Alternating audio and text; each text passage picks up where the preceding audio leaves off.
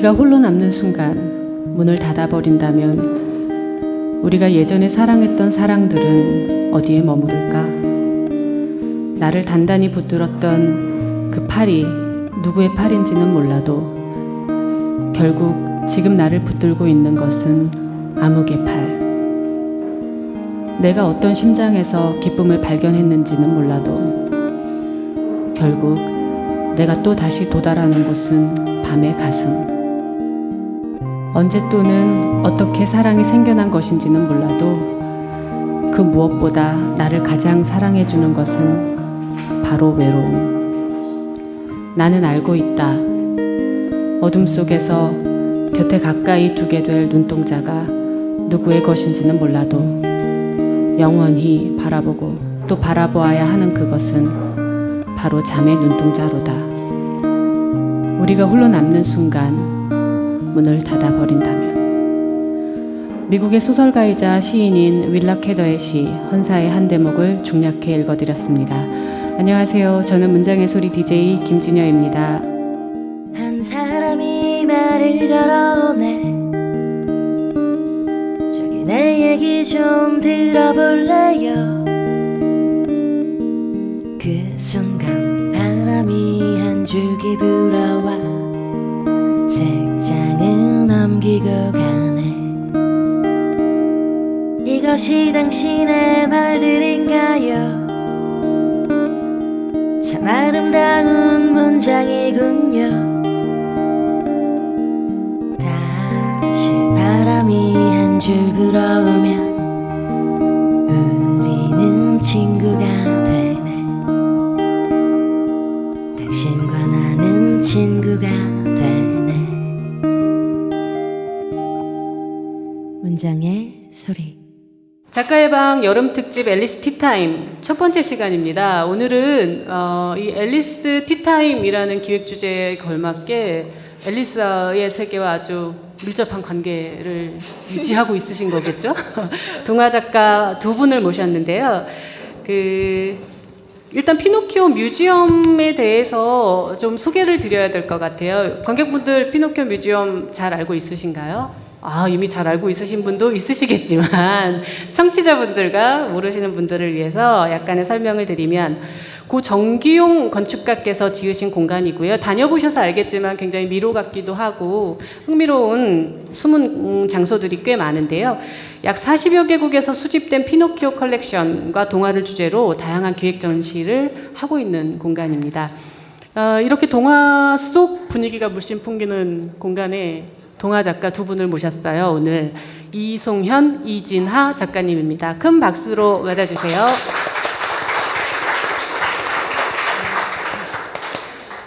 누가 이송현 작가님이실까요? 이송현 작가님? 네.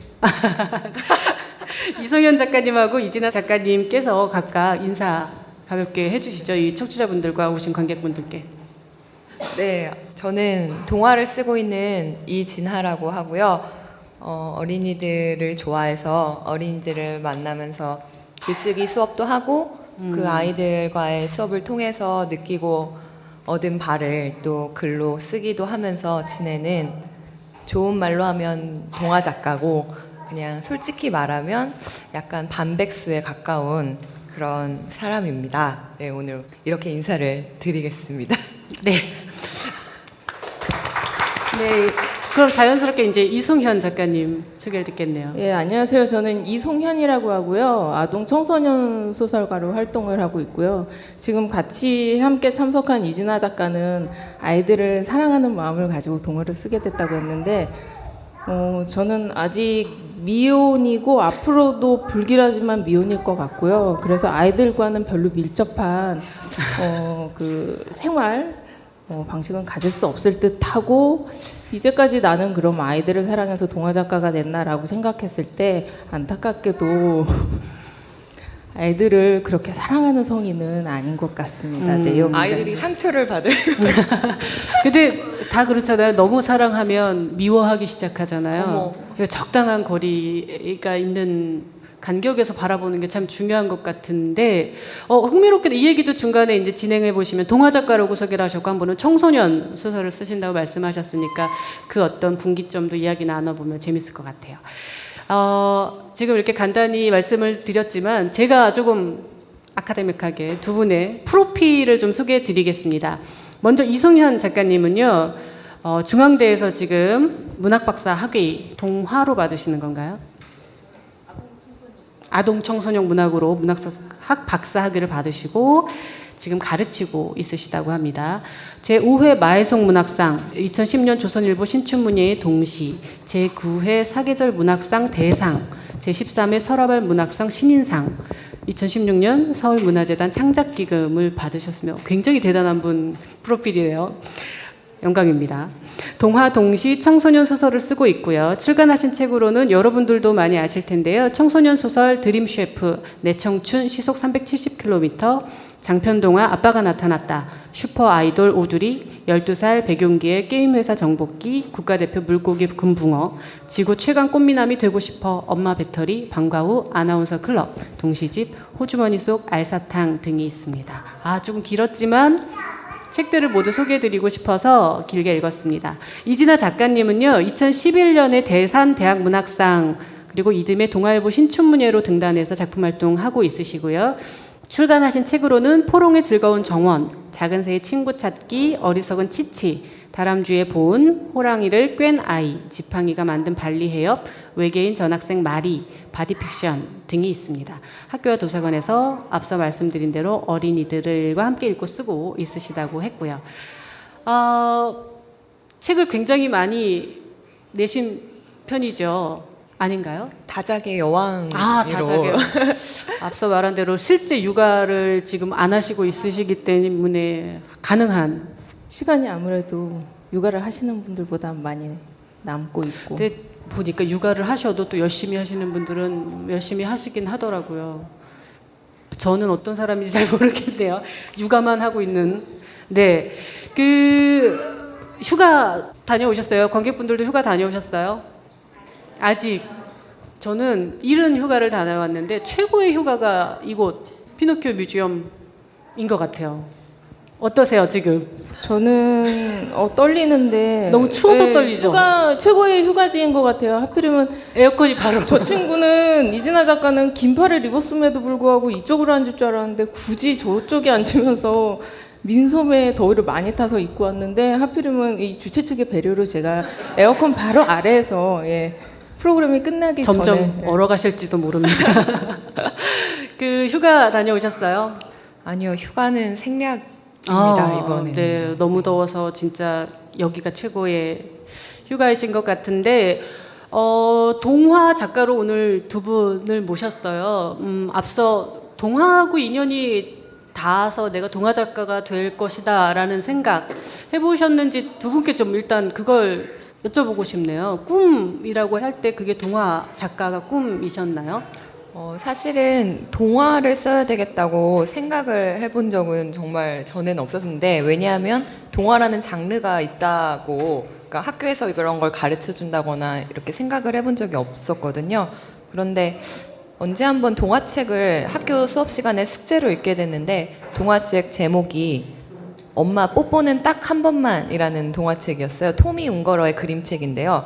그 전까지만 해도 동화에 약간 편견이 있어서 분명히 엄마의 뽀뽀를 사랑하게 되겠지.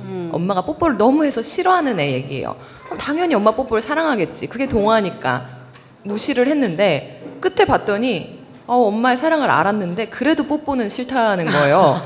좀 너무 충격을 받아가지고 동화라는 게 이렇게 아이들이 갖고 있는 생각을 정말 그대로 말하는 것이라면 나도 해볼 수 있지 않을까. 그 전에는 편견 때문에 좀 나는 안 어울린다고 생각했어요. 좀 삐딱한 사람이라서 동화랑은 안 어울린다고 생각했는데 그때 계기로 한번 써보고 싶다라는 생각이 들어서 그때부터 쓰기 시작했습니다. 그렇군요.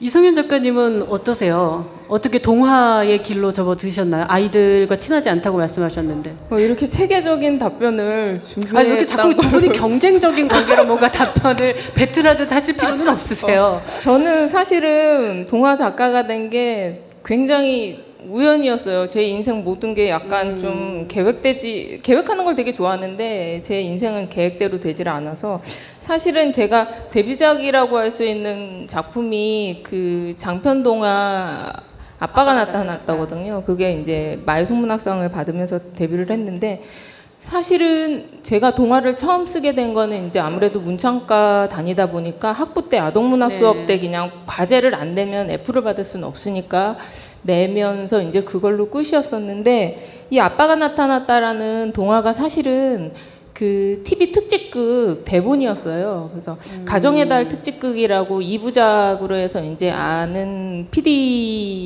무서운 PD 분께서 2부작 가정의 달 너의 얼굴과 참 매치가 되는 아름다운 가정 이야기를 쓰렴. 이래서 이제 저는 아름다운 가정 얘기보다는 아싸 돈을 벌자 이러면서 이제 이 부작을 써간 초거가 이 아빠가 나타났다라는 요 스토리 라인이거든요. 그래서 써갔는데 이제 감독님이 굉장히 화를 내셨어요. 그 이유가 뭐냐면 아무리 가정의 달이지만 애가 왜 굳이 운동회를 하냐. 아역들 엑스트라 2당 5만 원씩 잡았을 때 소운동회를 하려면 못해도 150명인데 20부작 미니 시리즈도 아니고 고작 2부작을 쓰면서 네가 그 엑스트라비를 댈 거냐라고 제작비에 했을 때 대한, 네. 예, 그래서 저는 못 됩니다라고 하면서 그 원고와 함께 이제 나오게 퇴사를 되죠. 하셨어요. 뒷걸음질을 치면서 그리고 나서 이제 그 원고는 잊어먹고 있었는데 그 굉장히 좋은 선배가 있어요. 저한테는 마이송문학상이라는 게 있다. 그럼 알려주려면 그거를 한 1년 전쯤에 알려줬으면 차근차근 준비를 했을 텐데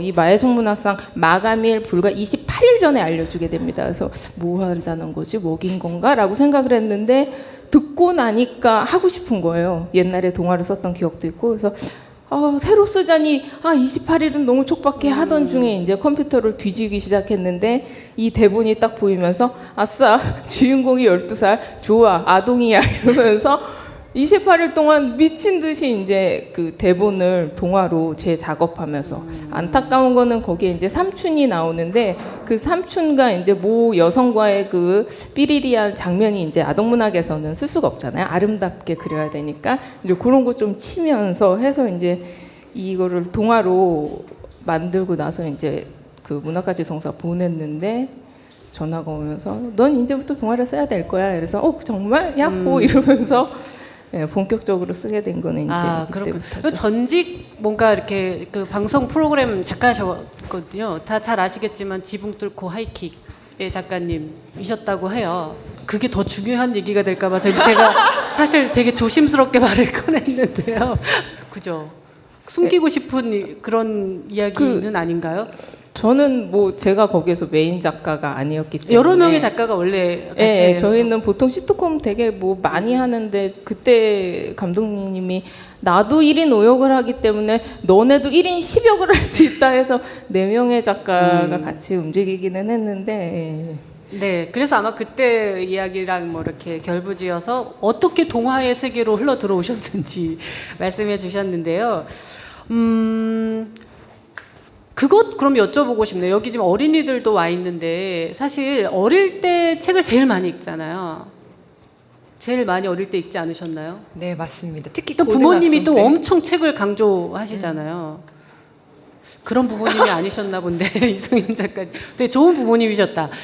내가 경험했던 읽었던 책 중에서 가장 인상적인 동화책들이 있을까? 자발적으로 읽었던 책들 중에서 그것도 한번 부모님의 강요에 의한 것이 아니고 그거 좀 듣고 싶어요. 그래서 왜냐하면 아이들에게 사실 제일 중요한 건 여기 아이들 많이 와 있지만 자기가 골라보는 책이 되게 중요하잖아요. 근데 최초로 골라봤던 책 기억에 남는 것 어떤 게 있는지 좀 말씀해 주세요. 저는 책의 선택권이 별로 없었습니다. 집에 있는 책 중에서 재미있는 거를 읽었는데 제일 기억에 남는 책은 꼬마검둥이 삼보랑 까마귀네 빵집이라는 책인데요.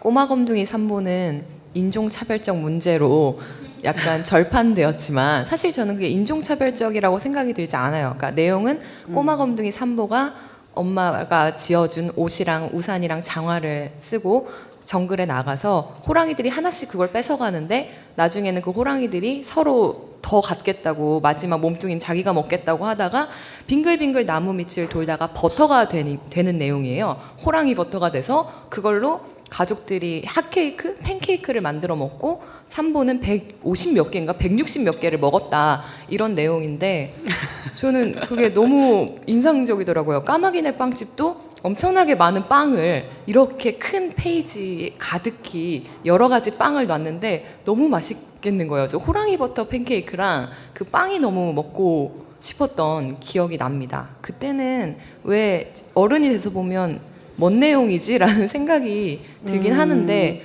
뭔가 거대한 존재가 녹아가지고 내가 먹을 수 있을 만큼 약해진다는 게 어린 시절에 뭔가 본능적으로 되게 감각적으로 다가온 게 아닐까 이런 생각이 들어요.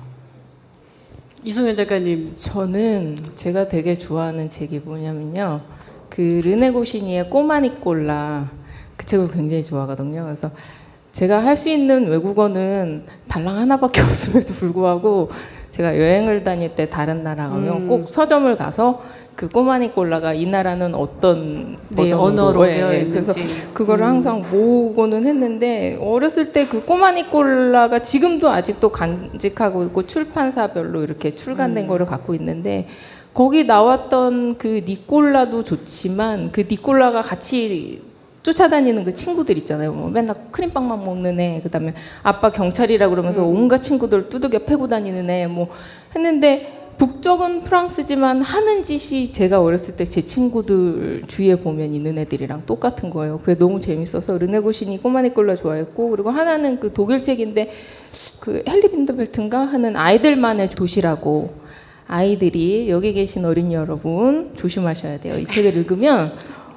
애들이 그 도시에 사는 애들이 정말 지독히도 말을 안 들어요. 그래서 지독히도 말을 안 들어갖고 엄마 아버지가 뭐 이러면 안 된다 저러면 안 된다 설득을 하고 타이르기도 하고 회초리로도 혼내기도 하는데 너무너무 지독하게 말을 안 듣고 자리에 안 앉아있고 돌아다니다 보니까 다음날 일어났는데 어른들이 도시에 한 명도 없는 거예요. 애들만 남아서 애들끼리 이제 대통령도 뽑고 내무장관 뭐 하면서 도시를 지켜나가는 얘기인데 그게 그렇게 건설적이고 아이들이 이 친구들 다 커서 뭘 해도 되겠는데 나도 그러면 이 책을 보고 있자면 나도 뭔가 한 자리 할 수 있지 않을까라는 희망적인 메시지를 주던 책이었어요.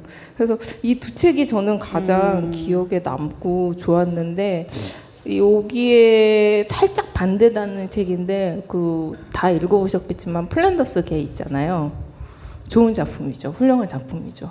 근데 저는 제가 동화 작가 되면서 딱 결심한 게 적어도 나는 플란더스의 개 같은 작품은 발음이 좀 그렇지만 그런 플란더스의 개 같은 작품은 쓰지 말아야겠다. 왜냐면 제 어린 시절에도 그렇고 저는 안구건조증이 유년 시절부터 되게 심했던 아이라서 눈물이 안 나요. 그래서 엄마한테 어렸을 때 맞으면서도 이런데 안 울고 소리만 나갖고 더 맞고 이랬었거든요. 근데 유일하게 제가 이 책을 읽고 대성통곡을 했고 이 책을 읽는 친구면 뭐 이웃 사돈의 8촌 사람들 보면 다 너무 대성통곡을 하는 거예요. 그래서 적어도 이렇게 대성통곡하는 작품을 쓰지 말아야겠다가 지침이 되는 책이 되었죠. 네. 그 두 분의 이야기를 쭉 듣다 보니까 궁금하실 것 같아요. 두 분도 도대체 어떤 동화를 쓰실까 하는 생각들이 드실 것 같아서 일단 먼저 두 분의 동화의 한 대목들을 듣고 작가님의 목소리로 이야기를 조금 더 진행해 보려고 하는데 어떤 분의 이야기부터 먼저 들을까요? 추우니까 자꾸 떠시니까 더 심하게 떠실 수도 있으니까 이송현 작가님부터 읽을까요? 마음의 준비가 안 되는데 이제는 하자. 준비가 필요하시다면 네. 모든 준비가 돼 있으신 것 같으세요. 네. 가디건까지 준비해 오시고. 자, 이나 작가님의 동화 먼저 한 대목 듣고 이야기 계속 나눌게요. 제목도 이야기를 할까요? 네, 그려주시면 좋을 것 같아요. 제목은요. 시인 아저씨께 보내는 편지 첫 부분을 낭독하겠습니다. 안녕하세요. 저는 광명초등학교 3학년 3반 정희성이에요. 갑자기 편지를 받아서 놀라셨죠? 왜냐면 아저씨는 저를 모르실 테니까요.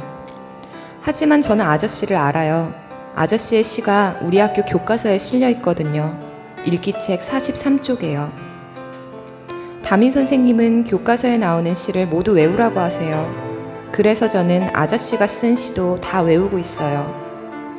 아저씨가 쓴 봄의 계단은 제가 제일 좋아하는 시예요. 아저씨도 어렸을 때 국어를 좋아했어요? 저는 국어가 제일 좋아요. 다른 과목은 딱딱한 공식이랑 외워야 할 것들밖에 없는데 국어는 재밌는 얘기도 있고 제가 좋아하는 시도 있거든요. 하지만 시험 점수는 별로예요. 며칠 전에 쪽지 시험을 봤는데 3개나 틀렸어요. 이게 제가 틀린 문제인데요. 한번 보세요. 문제 7. 동시 봄의 계단의 분위기로 옳은 것을 고르세요. 1. 초라하다. 2. 슬프다. 3. 애틋하다. 4. 불쾌하다. 5. 희망차다. 저는 2번을 선택했는데요. 5번 희망차다가 답이래요. 아무리 생각해봐도 왜 2번이 답이 아닌 건지 모르겠어요. 저는 이 시가 슬프다고 생각했거든요. 특히 이 부분이 무척 슬펐어요. 부지런한 새싹, 땅속에서 뽀얀 얼굴 내밀고 있네요. 잠에서 갓 깨어난 아기 씨앗, 기지개 켜다가 눈물이 찔끔. 왜냐면 봄에 싹이 트는데 아기 씨앗은 혼자 늦게 잠에서 깨어났잖아요. 기지개를 켜는 척하면서 그러니까 몰래 울잖아요. 친구들은 다 싹이 트는데 자기만 느리니까요. 이 시의 분위기가 왜 희망차다는 건지 이해할 수 없어요. 제가 이해할 수 없는 건 이것뿐만이 아니에요. 문제 8. 다음 중 봄의 계단을 쓴 시인이 생각한 것으로 틀린 것을 고르세요. 1. 봄은 한 번에 오는 것이 아니라 계단을 밟고 올라가듯 천천히 오는구나. 2. 봄에는 많은 동물들과 식물들이 부지런히 움직이네. 3. 추운 겨울이 지나면 곧 봄이 오니까 모두 힘내. 4. 봄이 지나면 언젠가 다시 겨울이 오겠지. 5. 개구리는 봄이 되면 신나서 폴짝 뛰나 봐. 아저씨는 시를 쓸 때 정말 이런 생각을 하면서 썼어요? 그리고 아기 씨앗은 정말로 기대에 부풀어 있는 거예요? 슬픈 게 아니고요? 선생님은 아마도 아저씨와 아주 친한 사람이거나 아저씨의 마음을 다 들여다보는 마법사인 게 분명해요. 그렇지 않고서야 아저씨가 생각한 것을 선생님이 알고 이런 문제를 낼 수 있을 리가 없잖아요. 하지만 선생님이 아저씨와 친한 사이일 리는 없고 마법사일 리는 더더욱 없죠. 저는 수업이 끝나고 선생님께 가서 문제가 이상하다고 말을 했어요. 그러자 선생님께서는 제 머리를 쓰다듬으면서 희성이가 시를 많이 읽어보지 않아서 시를 해석하는 게 어려운 모양이구나 하시는 게 아니겠어요? 저는 더 머리가 아파졌어요. 시를 읽는 건 나고 그걸 느끼는 것도 나잖아요. 그런데 내가 느껴야 할 것이 미리 정해져 있다는 건 어쩐지 이상하잖아요. 여기까지입니다. 네, 감사합니다. 지금 읽어주신 동화의 한 대목 고른 이유를 좀 물어볼게요. 이 작품은 제 등단작인데요. 그러니까 제가 처음으로 쓴 동화라고 볼 수 있어요. 그래서 어떻게 보면 가장 제가 동화를 쓰는 이유와 가까운 작품이라는 생각이 들었습니다. 그래서 한번 소개하고 싶어서 조금 길지만 이 대목을 가지고 왔습니다. 네, 아마 관객분들, 청취자분들께서도 지금 읽어주신 대목이 어떤 의미로 다가오시는지 쉽게 이해되셨으리라 생각 들고요. 이송현 작가님은 어떤 소설의 한 대목을 읽어주실 건가요? 저는 현장에 와서 갑자기 변경을 했는데요. 역시 현장 감각이 탁월하셔서 네. 어린이 친구들이 안 올 줄 알고 예, 성인의 눈높이에 맞춰서 그랬는데 갑자기 우리 어린이 고객분들께서 고객 네, 많이 자리를 제일 중요한 착석하셔서. 분들이십니다. 네네. 저는 이 그림이 이렇게 보이는데 지구체감. 예, 지구체감 꽃미남이 되고 싶어라는 그 산림 어린이에서 나온 그 초등학교 저학년 동화예요. 그 중에 한 대목. 네, 예. 들어보겠습니다. 나도 지구체감 꽃미남이 되고 싶어요. 엄마랑 아빠한테만 통하는 꽃미남 말고 세상 사람 누구에게나 통하는 꽃미남 말이죠. 일기를 안 써와도 꽃미남이니까 통과. 거리를 지나갈 때도 어머 꽃미남 1학년이 나가신다 라고 말이지요. 나랑 웅기는 매일 가는 만나 분식집이 아닌 처음 가는 분식집으로 갔어요. 웅기 말이 만나 분식집은 우리 단골집이니까 주인 아줌마가 튀김을 하나라도 더 팔기 위해 안 잘생겼는데도 거짓말로 튀김 먹는 하준이 오늘따라 더 잘생겨 보이네 라고 말할지도 모른다고 했거든요. 그 말이 꼭 맞아요. 어른들은 종종 마음속이랑 하나도 맞지 않는 말들을 일부러 하니까요. 우리 엄마도 옆집 아줌마가 새로 한 머리를 보고 어머 세련되게 파마하셨네 라고 해요. 그리고는 집에 와서 촌스럽게 뽀글뽀글 라면 뒤집어 쓴 것 같아 라고 흉을 봤거든요. 운기가 내 옆구리를 쿡 찔러요. 잘해보라며 눈까지 찡긋거렸어요. 나는 주먹을 쥐고 큰 소리로 주문을 해요. 아저씨 여기 떡꼬치 2개 주세요. 오냐 소스는 달콤 소스랑 매운 소스 중에서 뭘로 할래? 순간 나는 고민이 됐어요. 달콤 소스도 먹고 싶지만 매운 소스도 도전하고 싶었거든요. 운기가 자꾸 옆구리를 찔러서 신호를 보내요. 아저씨 왜? 어묵 하나 먹어도 돼요? 그럼 먹어라. 나는 아저씨한테 떡꼬치를 받아들고 어묵도 하나 날름 입에 물었어요. 따끈한 어묵이 입안에서 살살 녹았어요. 맛있니? 모두 합쳐서 1,500원이다. 주머니에서 1,000원짜리 한 장을 꺼내 아저씨의 손바닥 위에 척 올려놨어요. 아저씨가 눈을 동그랗게 뜨고 어묵을 우물우물 씹고 있는 내 입을 봐요. 왜요 아저씨? 너 왜 어묵값은 안 내니? 떡꼬치를 받아든 운기가 저 멀리 골목 끝 담벼락에 기대서서 나를 지켜보고 있어요. 골목 끝에 숨어서도 야광배로 붙여놓은 것처럼 운기의 잘생긴 얼굴은 어디서나 빛이 나는 것 같았어요. 잘생긴 미남자가 되려면 자신감 있어야 해. 자, 자신감. 나는 입안에 남은 어묵을 꿀꺽 삼키고 아저씨를 물끄러미 올려다봐요. 그리고 자신감 있게 또박또박 말해요.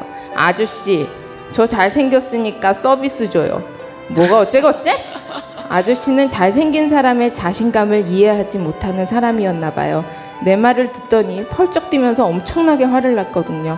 떡볶이를 먹던 누나들과 여자애들이 킥킥거리며 나를 봤어요.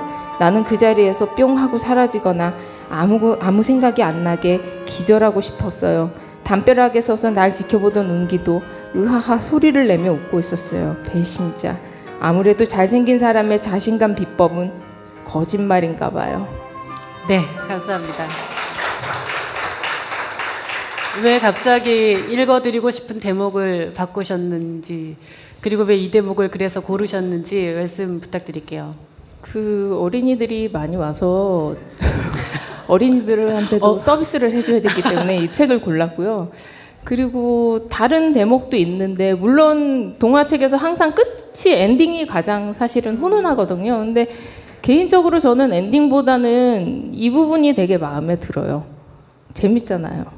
재밌고 사실은 이 책이 이제 초등학교 1, 2학년용이다 보니까 그냥 뭐 귀여운 친구 하나가 잘생긴 자기 단짝 보면서 부러워하는 얘기 정도로 할 수 있지만 사실은 여기 자리에 계신 모든 분들에게 제가 말씀드리고 싶은 건 그 1, 2학년용 동화지만 엄청난 그 상징성이 우리 사회 팽배해 있는 그 외모 지상주의가 이 어린 1, 2학년 친구들에게도 벌써 생활 속에 이렇게 침투가 되어 있다는 걸 이미 유치원, 유아의 그런가요? 세계에도 만연되어 예. 있죠. 안타깝습니다. 그래서 이런 대한민국의 현실을 고발하기 위해서 쓴 작품이 지구체가 꽃미남이 되고 싶은데 시사 프로그램 구성 작가의 모습까지도 보여주시네요. 그래서 다 같이 한편으로 그냥 듣기만 해도 그 아이의 귀여운 모습을 볼 수 있고 또 조금 더 생각해 보면 우리 어른들도 왜 그런 거 있잖아요. 예쁜 아이 좀 외모가 그렇다 보면 어머 이러면서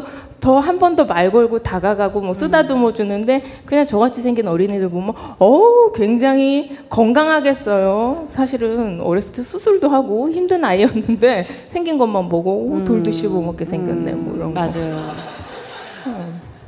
안타깝네요. 그런 부분에 대한 일침을 좀 네네네. 주고 싶었던. 네. 그 지금 작가님께서 말씀 두 분 책 읽어주시면서 그런 것 같아요. 이게 동화라는 장르적인 어떤 구분 속에 있지만 뭐 어른들의 삶의 어떤 국면들하고 사람들이 어떤 관계 속에서 발생하는 어떤 감정들하고 크게 다르지 않을 수 있잖아요. 그죠? 앞서 그 동화를 처음으로 쓰게 된 계기가 어떤 일종의 인격체 아이가 그죠? 그런 것들을 발견했을 때 뭔가 시작됐다고 말씀하시는 그 지점인 것도 같은데 동화라는 것 그리고 일반 소설이라는 것 경계점이 되게 일반인들에게는 어려울 것 같기도 해요. 그 지점에서는. 그래서 그 지점에 대한 작가님들의 생각도 좀 들어보고 싶고요. 이거는 저도 이제 학부모가 되는 관점이다 보니까 이 단계별로 책들이 조금 나뉘어지는데 이게 작가님들의 책들 같은 경우에는 어느 학년 때 혹은 어떤 단계에서 어떤 단계로 넘어갈 때 도움이 되거나 좀 유용할까 이런 생각도 좀 함께 같이 질문 드려보려고 하는데요. 어떠세요? 네, 저를 쳐다보시니. 방금 말씀하셨으니까. 네. 그렇죠. 너무 어려운 것 같아요. 장르의 구분이라는 게 저는 그냥 쓰고 싶은 걸 쓰는 편이라서 그게 어떨 때는 어린이들 입장이 되기도 하고 어떨 때는 어른 입장이 되기도 하는데 그냥 어떤 이론적으로 제 생각은 이런 것 같아요. 동화는 세상이 어떻다라는 거를 이야기하는 장르라는 생각이 들고요. 청소년 소설은 세상과 내가 어떻게 된다라는 걸 이해하는 장르인 것 같고 소설로 나아가면 내 안에 또 다른 나들의 싸움의 영역이라는 생각이 들더라고요. 조금 이상한 이론이긴 하지만 굳이 그렇게 장르를 굳이 나눠보자면 그렇지만 제 입장에서는 사실 동화는 모두가 읽을 수 있는 것이라고 생각합니다. 왜냐하면 동심을 갖고 있는 이들을 위해서 쓴 글이 동화고 우리 모두가 어린이였고 다 그걸 갖고 있다는 생각이 들어서요. 사실 청소년 소설과 동시 동화를 모두 아우르며 다작을 하고 계신 이송현 작가님께서 아주 멋진 네, 공을 던지시는 답을 주시지 않을까. 가르치고 있으시다고 앞서 말씀하셔서 네, 근데 굉장히 저희 학생들은 저한테 배워가는 게 별로 없고요. 그 수업이 아닌데 뭐 그래서 굳이 아니 근데 저는 제가 개인적으로 사실 궁금해요. 왜냐하면 어른들이 동화책을 읽을 때 더 흥미롭게 바라보잖아요. 동물원 가도 사실 아이보다 어른들이 더 재밌어하는 것처럼 오히려 동화라는 게 장르적으로는 동화이지만 형식적으로 근데 사실 어른들의 관점에서 봤을 때 훨씬 더 신선함 같은 것들을 잊어버린 어떤 자신들의 모습들 때문에 그런가? 잘 모르겠는데 어쨌든 그래서 제 개인적인 궁금함도 같이 묻어서 질문 드려봤어요. 안타깝게도 제가 공부를 길게 한 게 그 질문에 대한 답을 계속 못 찾다 계속 학교만 다니다가 끝났는데요. 사실은 저 같은 경우도 제가 대학원 석사 때까지는 전공이 소설이었거든요. 네. 그러니까 그리고 실제로 글쓰기를 하면서 장르를 그러니까 학부 때 이제 막 친구들이 진학을 하면서 난 시인이 될 거야 시만 써야지 뭐 이런 식으로 그러진 파트를 않죠. 저기 하는데 전 별 생각이 없었어요. 그러니까 글은 문학은 다 똑같은 거고 내가 전공은 소설이지만 시를 쓰라고 하면 시도 쓸 수 있어야 되고 동화를 쓰라고 하면 동화도 쓸 수 있어야 된다라고 생각을 했어요. 그래서 여러 장르를 연습을 하기는 했는데 안타깝게도 신을 죽어도 못 쓰겠더라고요. 그래서 했는데 일단 그 학부형들께서 질문할 때 그 아동문학 그다음에 청소년 소설 경계 질문하시는 이유가 그러니까 당신들의 자녀를 몇 살 때까지 어느 책이 가능하고 몇 살 때부터 이 책을 읽혀야 되나 이런 것 때문에 질문을 하시는데 그렇게 하면 이제 출판사에서 그 딱 요구하는 1318 시리즈 뭐 무슨 시리즈 이런 거 많이 나와 있잖아요. 그러니까 그거의 연령대에 따라서 이제 자녀들한테 책을 권하신다고 하면 이제 아동문학 같은 경우는 이제 미취학 아동의 책들이 있고 그림책들이 주가 되겠고 이제 초등학교 저학년 되면서 그림책을 하면서 중학년 되면 또 중학년에 해갖고 뭐 5, 6학년 하면 이제 고학년 책 요 정도까지가 이제 아동문학 범주에 들고 청소년 소설은 청소년 문학은 그럼 뭐냐 하면 이제 중학교부터 그야말로 1318 중학생부터 고등학교 3학년까지 근데 저는 솔직히 말해서 그 이론상으로는 뭐 이렇게 말씀드리지만 이게 되게 너무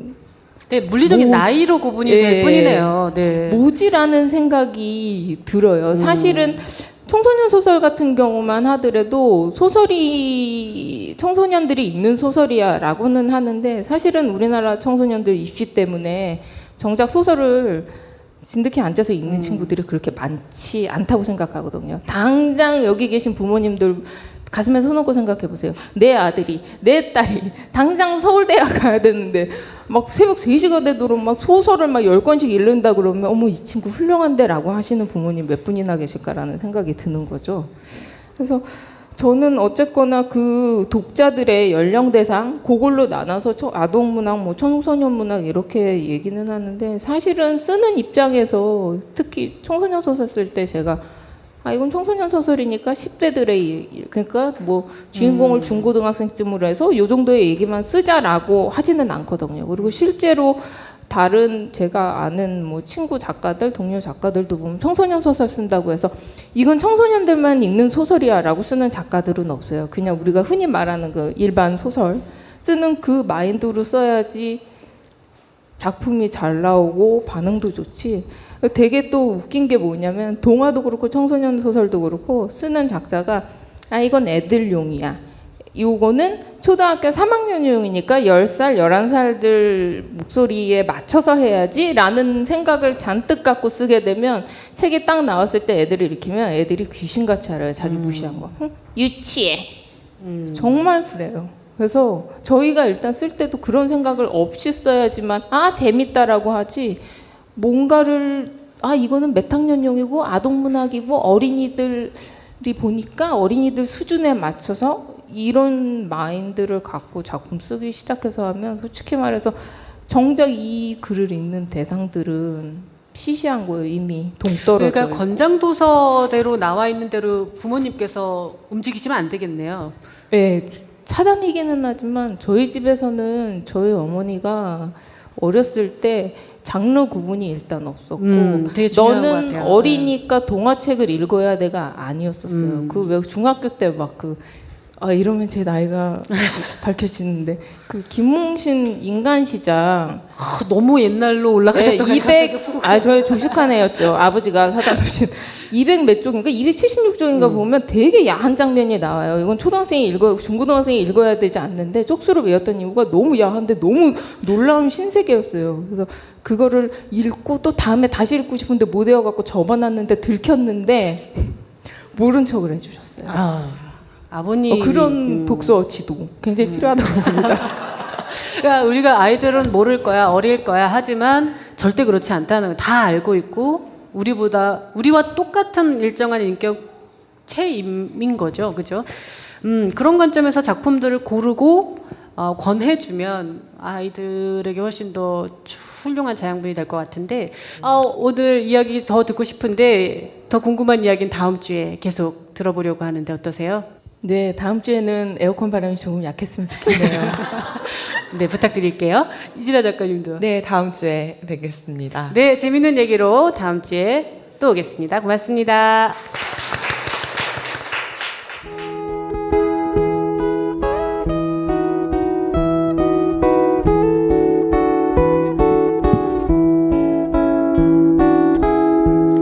어제 문득 단어 하나를 만났습니다. 단어는 무수한 이야기와 멜로디를 싣고 오네요. 오늘은 그 멜로디를 좀 찾아 들어야겠습니다. 어제의 단어, 오늘의 멜로디, 양양입니다.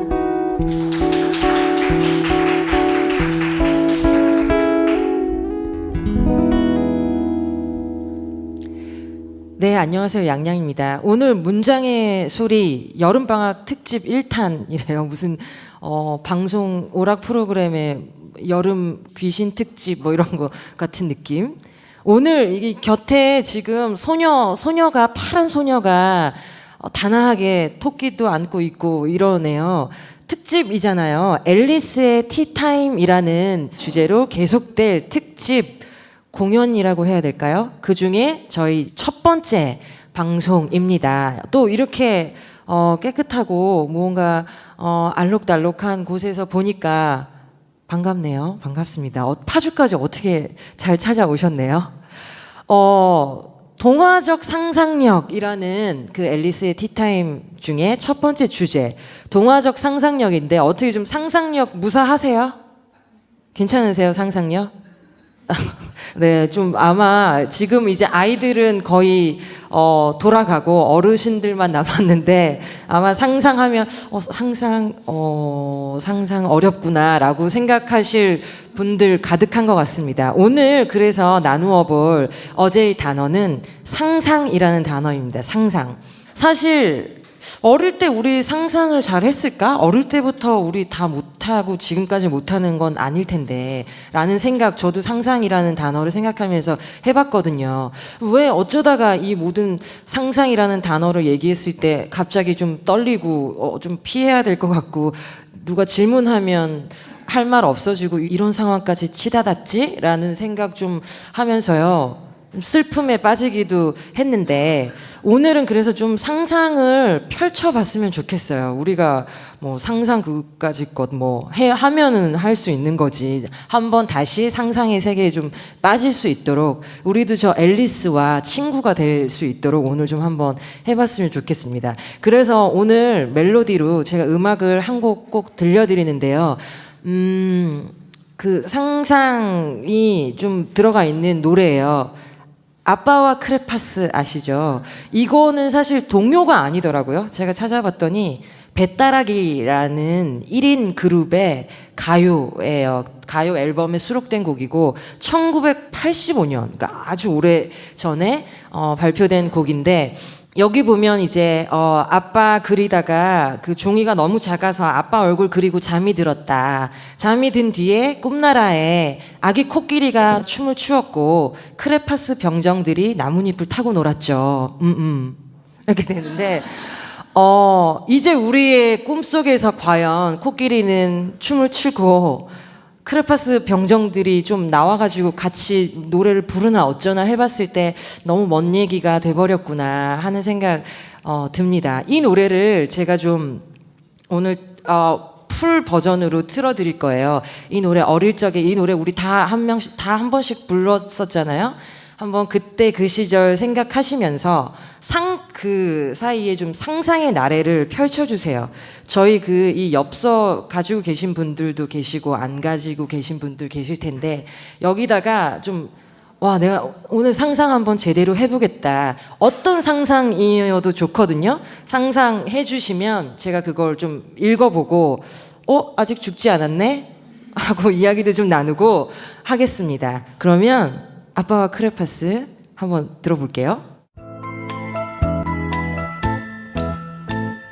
어젯밤엔 우리 아빠가 다정하신 모습으로 한 손에는 크레파스를 네, 병정들이 나뭇잎 타고 노는 동안 지금 제가 보아하니 아무도 상상을 발휘해 주시 상상 혹시 적어주신 분 계세요?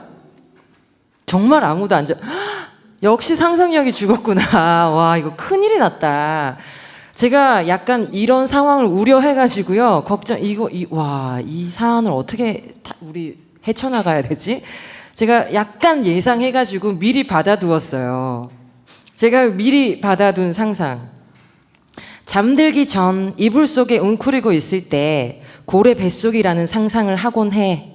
나는 얼마만큼 소화되고 있는 걸까?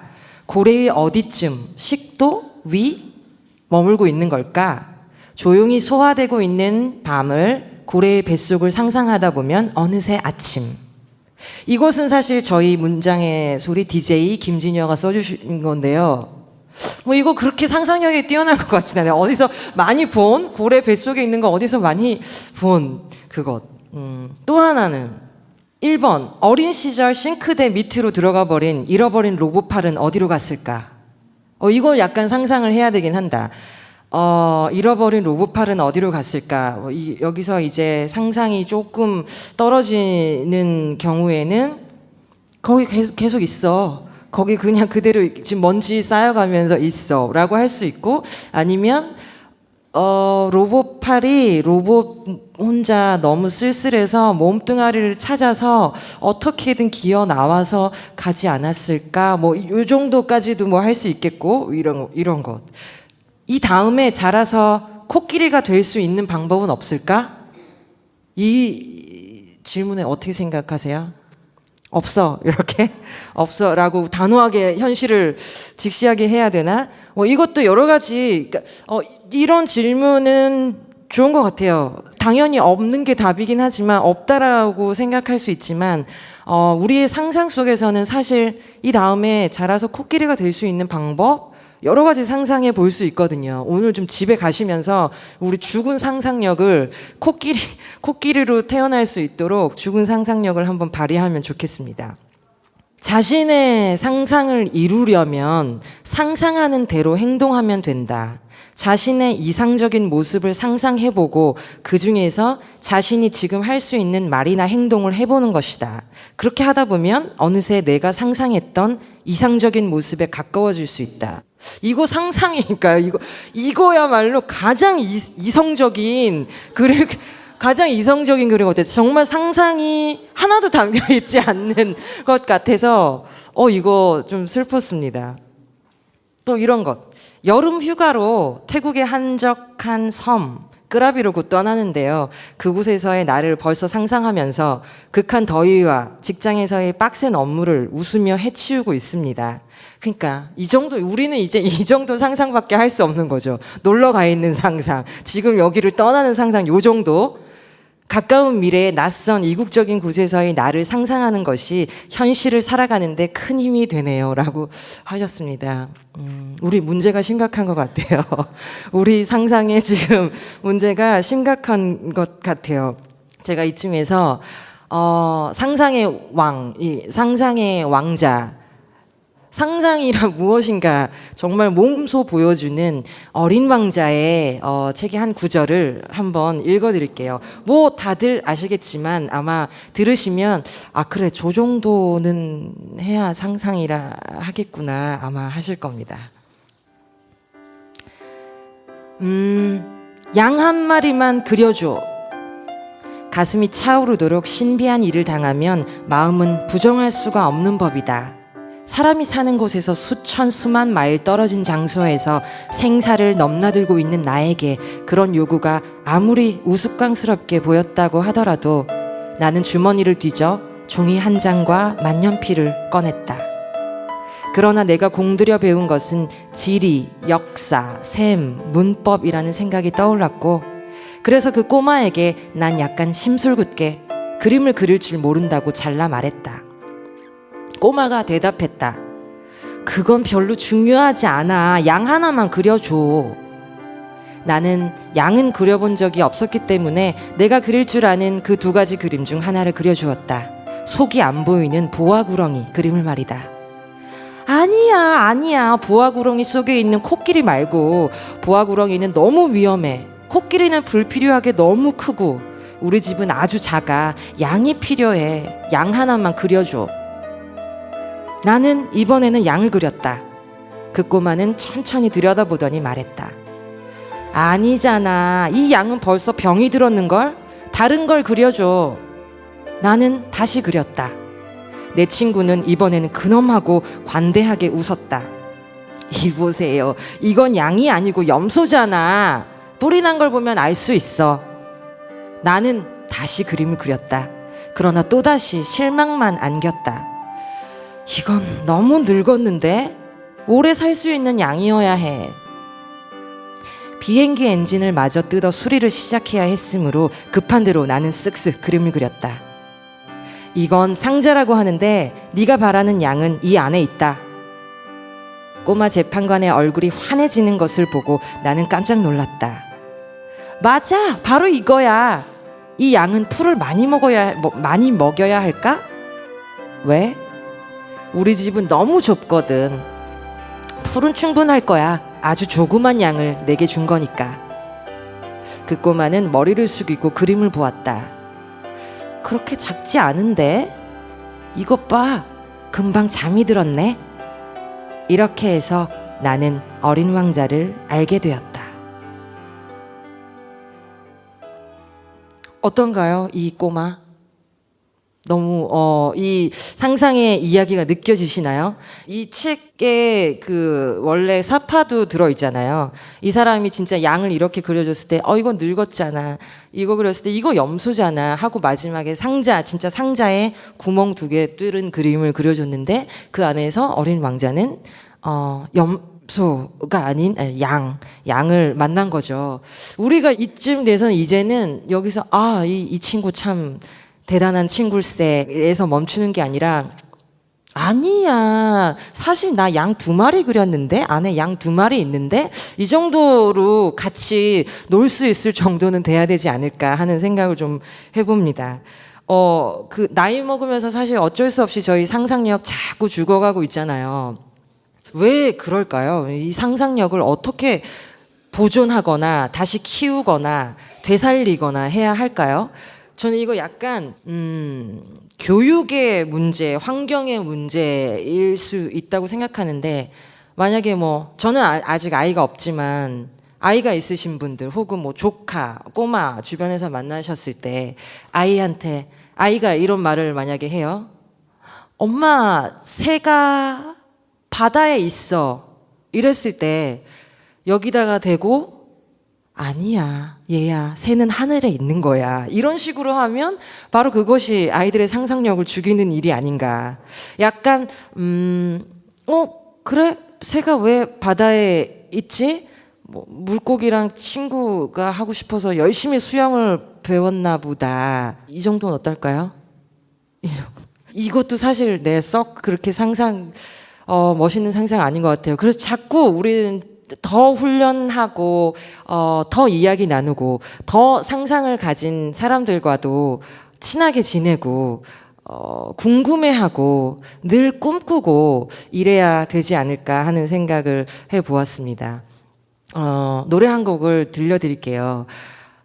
제가 아는 시인 선생님께서 인도를 여행하시는 중에 아주 작은 시골 마을에 초등학교겠죠. 초등학교가 있었는데 그 학교를 구경을 하시다가 아이들이 바깥에서 수업을 하더래요.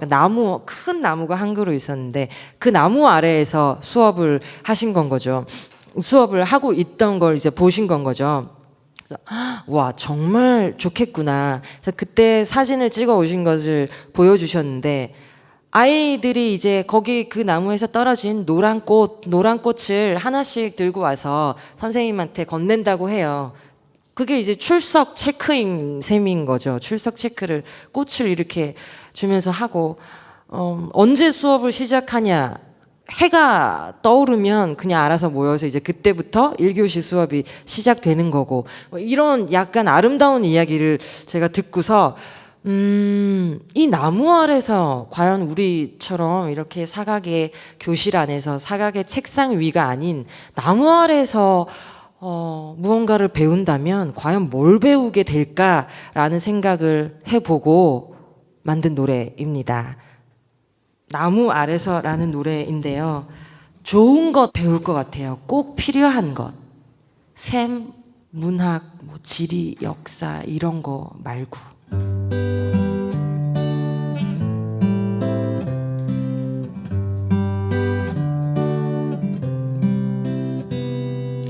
아이가 뿌려둔 꽃잎을 따라 걸어가다 보면은 커다란 나무 한 그루, 노란 꽃잎 같은 아이들 동그랗게 앉아 해가 일러준 종소리. 고맙습니다. 네, 오늘 상상이라는 단어 이야기하면서 스스로들 다 좌절 맛보셨죠?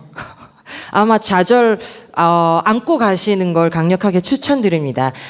상상이 없다는 것, 메말랐다는 것, 그만큼 즐겁고 행복한 일을 놓치고 있다는 이야기인 것 같아요. 삐그덕거리는 상상력, 그리고 상상이 뭐야? 하고 거의 이제 치명적으로 죽은 상상력의 시간 동안 우리는 이제 이것을 어떻게 살릴 것인가 고민하면서 어린 왕자와 친구 먹을 수 있는 수준까지 잠자고 있는 상상을 끌어올렸으면 좋겠습니다. 상상의 바다에서 즐겁게 헤엄치는 동안 좋은 멜로디, 좋은 단어 많이 만나시기를. 고맙습니다. 양양이었습니다.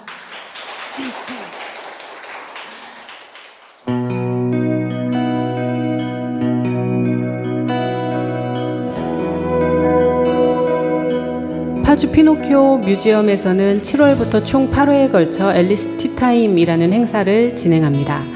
가수 요조, 하림, 소설가 김성중, 영화감독 윤성호 등 앨리스의 세계를 실현하는 다양한 아티스트들의 이야기와 음악을 들어보는 토크 콘서트인데요.